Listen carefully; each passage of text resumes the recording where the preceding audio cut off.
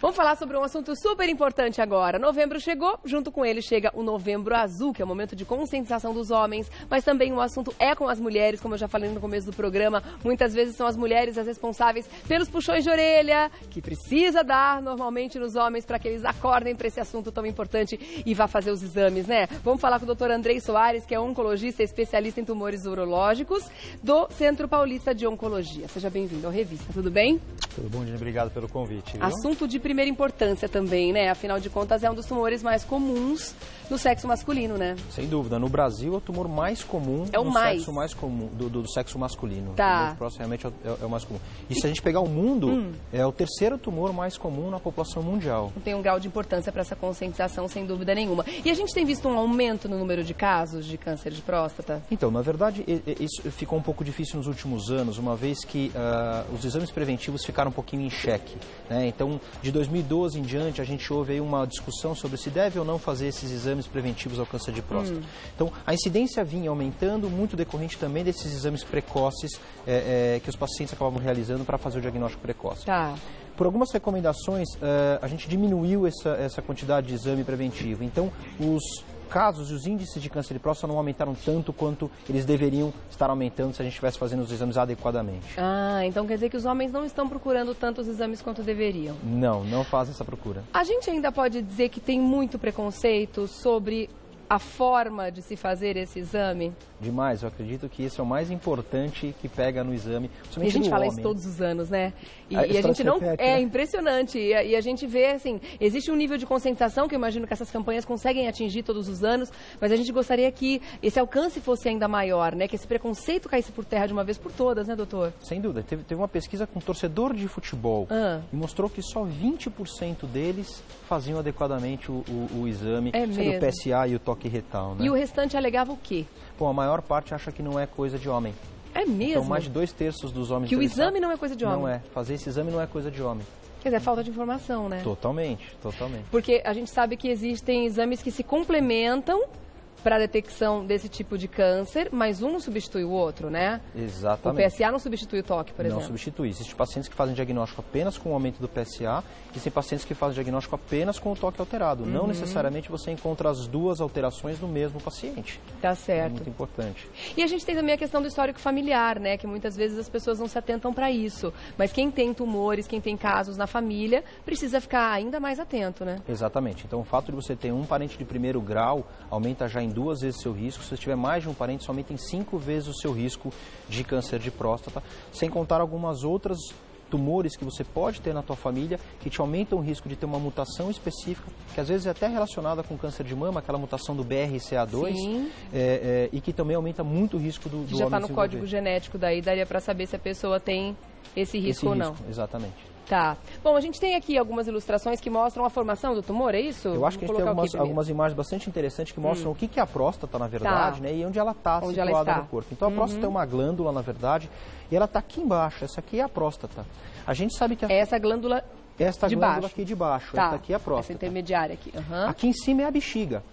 Aqui atrás é o reto. E aqui é o pênis do homem. E aqui a gente consegue ver a uretra, que sai da bexiga para levar a urina até o pênis para o homem urinar. Tá. Então, por isso, por exemplo, o exame de toque retal é muito importante, porque a gente consegue fazer a avaliação da próstata pelo reto. Tá. A gente tem mais uma imagem que mostra bastante isso que a gente está falando. Então, essa imagem ela faz um corte naquela imagem prévia. A gente consegue ver, por exemplo, a bexiga aqui, o canalzinho, que é um canal que liga, né, para a urina descer, vir até a uretra dentro do pênis, para a gente fazer, por exemplo, xixi. E a próstata é exatamente essa estrutura do meio. Exatamente, essa estrutura onde passa realmente a uretra, né? Aqui é uma outra glândula, que chama glândula, que é a vesícula seminal, também muito conhecida, e aqui são os testículos, por exemplo. Então, essa é a relação anatômica da próstata. E quando tem alguma alteração, o que o médico consegue detectar naquele momento? Então, quando tem alguma alteração assim, então os sintomas do tumor de próstata eles são um pouco traiçoeiros. Por quê? A próstata ela pode ser atingida por diversas outras doenças, não necessariamente somente o câncer de próstata. A mais comum, inclusive, é a hiperplasia benigna. O que é esse palavrão? É o aumento, sem o risco de câncer, do tamanho da próstata. Normalmente, esse aumento acontece na parte interna da glândula. Então leva a sintomas obstrutivos de uma maneira muito mais rápida. Então o paciente tem dificuldade urinar, o jato fica mais fraco, acorda mais vezes à noite, às vezes fica gotejando urina depois que ele vai ao banheiro. Isso é hiperplasia. O tumor, um pouquinho diferente, ele acontece principalmente na camada mais externa da próstata. Tá. E o que na verdade leva um tempo maior para ele chegar a desenvolver algum tipo de sintoma. E o mais importante, por isso que a gente deve fazer o exame de rastreamento. Porque os sintomas às vezes são muito tardios, porque ele acontece em volta. E mais uma vez, o toque retal, que está aqui atrás, naquele slide prévio que eu mostrei para vocês, faz um diagnóstico melhor. Por quê? Porque eu consigo tocar a alteração, um nódulo, por exemplo, na próstata. Ah, entendi. Mas o toque, então, ele já é conclusivo para tirar essa dúvida se é uma hiperplasia ou se já é... Ele ajuda muito, porque a hiperplasia, em geral, a próstata aumenta de uma maneira homogênea, sem nenhum ponto específico. Tá. Quando a gente tem o câncer, em geral, a gente nota um abaulamento específico, uma bola, um nódulo específico. Isso tem maior chance de ser um tumor. E o que vai ser decisivo, no caso, é o complemento com o PSA, porque a hiperplasia não dá nenhum tipo de alteração hormonal, ou dá? O PSA é uma proteína produzida na próstata, e essa proteína ela aumenta se você aumentar o volume da tua próstata, o tamanho da próstata. Então ele vai ficar alterado de qualquer forma. Então aí a gente tem nos mitos e verdades, por exemplo. Se eu tenho PSA alto, é certeza que eu tenho câncer? Não. Pode ser uma inflamação, a prostatite, pode ser uma hiperplasia benigna. Se eu tenho PSA baixo, quer dizer que eu não tenho câncer? Não. O seu câncer pode não produzir a proteína. Então, primeira importância é por isso a gente precisa fazer o toque e a medida do PSA. Entendi. Porque ele pode ter o câncer, ter um nódulo na palpação, mas não necessariamente ele vai ter o PSA alterado. Tem mais algumas imagens que trazem pra gente como é que é feito então o toque. Eu mostrei para vocês. Aqui é uma imagem do ultrassom com biópsia, mas para vocês entenderem, esse aqui é o paciente está deitado. Esse seria mais um complemento na detecção do problema. Esse aqui ainda seria já o diagnóstico mesmo, a biópsia. Então esse aqui é o paciente como se estivesse deitado, é o bumbum do paciente, né? O pênis aqui para cima, a barriga está para cima. E aqui eu estou fatiando o paciente para a gente entender. Então, esse aqui é o reto, então aqui a gente faz o toque, a gente sente a próstata aqui. Para a biópsia, como é que a gente pode fazer? O método mais comum de biópsia é feita pelo ultrassom transretal, que a gente chama, pelo reto. Então, ele entra com o ultrassom aqui, se a gente ampliar essa imagem que a gente vê aqui, ele tem realmente aqui o ultrassom, na hora que ele localiza a região mais suspeita, ele passa uma pequena agulha e faz, por exemplo, a biópsia dessa alteração para ver se ele tem um câncer de próstata, se ele tem hiperplasia, qual a alteração que ele tem na próstata, por exemplo. Através do exame de toque, existem outras anomalias, outras doenças que podem ser detectadas também, além da hiperplasia e do tumor de próstata? Então, as principais avaliações que a gente tem é isso. Quando a gente suspeita, por exemplo, que o paciente tem uma inflamação da próstata, que pode ter uma infecção junta, que é a prostatite, em geral a gente nem recomenda fazer o toque naquele momento. Por quê? Tem muita bactéria que pode estar na próstata. A hora que eu faço o toque eventualmente, o paciente pode eventualmente fazer com que essas bactérias saiam para todo o corpo e com isso o paciente acaba tendo algum tipo de febre ou um sintoma mais importante dessa infecção. A partir dessa imagem é interessante a gente entrar num assunto que também a gente bate muito forte todos os anos, que é a precocidade da detecção, que é muito importante. Quanto antes descobrir, sucesso no tratamento essa questão é decisiva, né, para o sucesso do tratamento. Então aqui a gente tem os estágios, né, do câncer de próstata para explicar para a gente, né, doutor? Exatamente. Então, por exemplo, aqui à esquerda da gente, a gente consegue ver uma próstata normal, por exemplo, né, o paciente sem tumor. Aqui a gente já vê uma formação de um tumor. Esses estágios são os estágios mais iniciais, nós médicos chamamos isso de T1 ou T2, quer dizer, o tumor está confinado para dentro da próstata. A chance de sucesso de tratamento aqui, de cura dos pacientes, beira o 100%. Virtualmente todos os pacientes são curados nesse estágio. E nesse estágio também o tratamento é menos invasivo, né? É menos invasivo. Você tocou num assunto muito importante, Gina, que acho que talvez dos assuntos que a gente tem aqui, além da avaliação dos pacientes terem que fazer, é se todos os pacientes precisam ser tratados.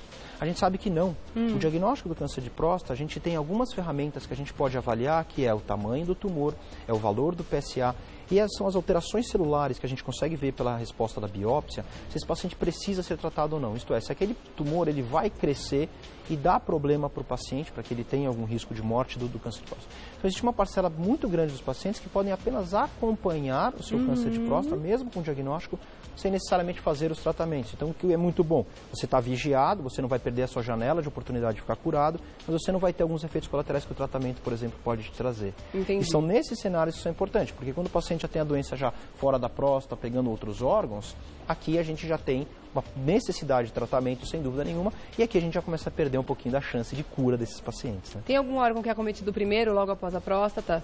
Em geral, o tumor de próstata foge muito, quando ele foge da próstata para dar metástase, que a gente chama, o principal órgão que ele vai são para os ossos. Então, 90% dos pacientes que acabam tendo doença metastática acabam tendo pelo menos um sítio ósseo de doença. Um outro local Aí fica muito difícil. Muito difícil. Infelizmente, esses pacientes, a gente hoje melhorou muito o tratamento. A gente não considera que a gente consegue curar esses pacientes com uma doença que já escapou e foi, por exemplo, a metástase óssea, mas com a evolução dos tratamentos, que também é uma notícia muito positiva, esses pacientes conseguem viver muitos e muitos anos com qualidade de vida.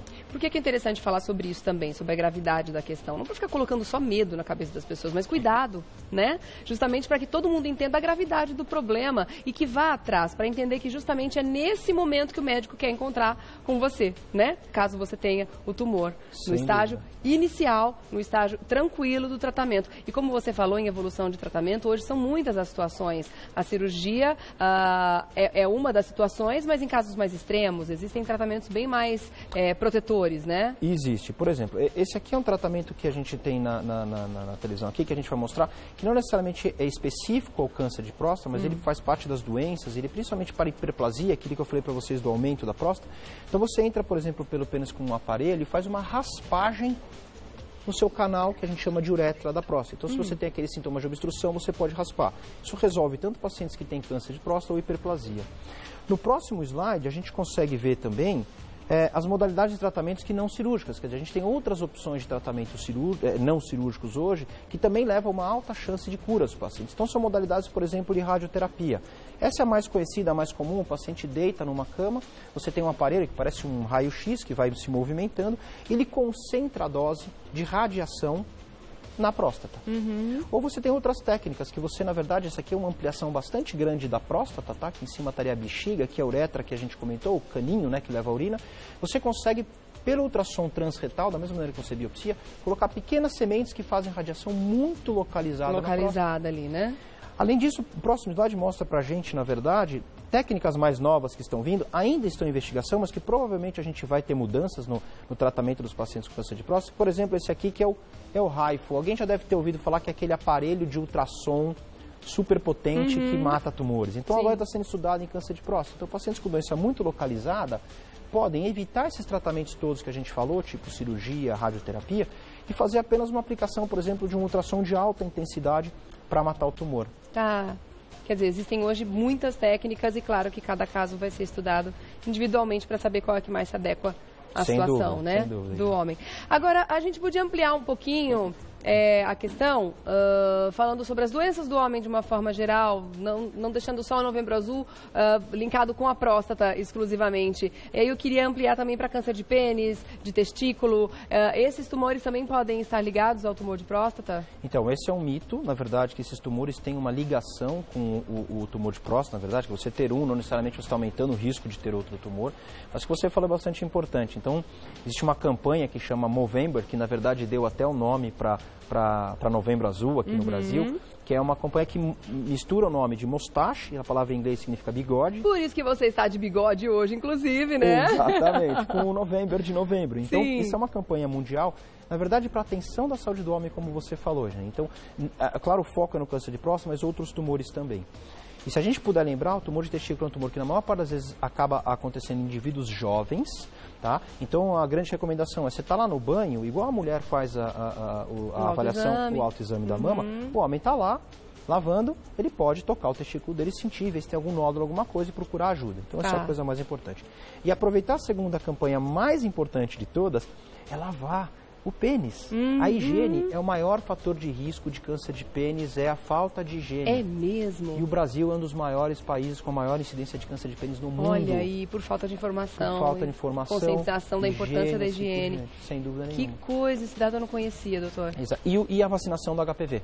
Também importante. Também, mas no homem a higiene é muito mais importante para a prevenção do câncer de pênis, por exemplo, do que a vacinação para o HPV. Bom, então fica o recado, olha aí o bigode dando o recado para os homens. Se cuidem. também, homens, e vocês, mulheres, que tem um homem que não está se cuidando do lado, puxa a orelha dele sim, porque vale a pena, né, gente? Temos que cuidar do nosso bem maior, que é a saúde, sem dúvida nenhuma. Deixa eu agradecer, então, muito obrigada pela presença, doutor Andrei Soares, oncologista, especialista em tumores urológicos do Centro Paulista de Oncologia. Obrigada, viu? Obrigado. Parabéns pela iniciativa da campanha também. Até a próxima. Tchau, tchau.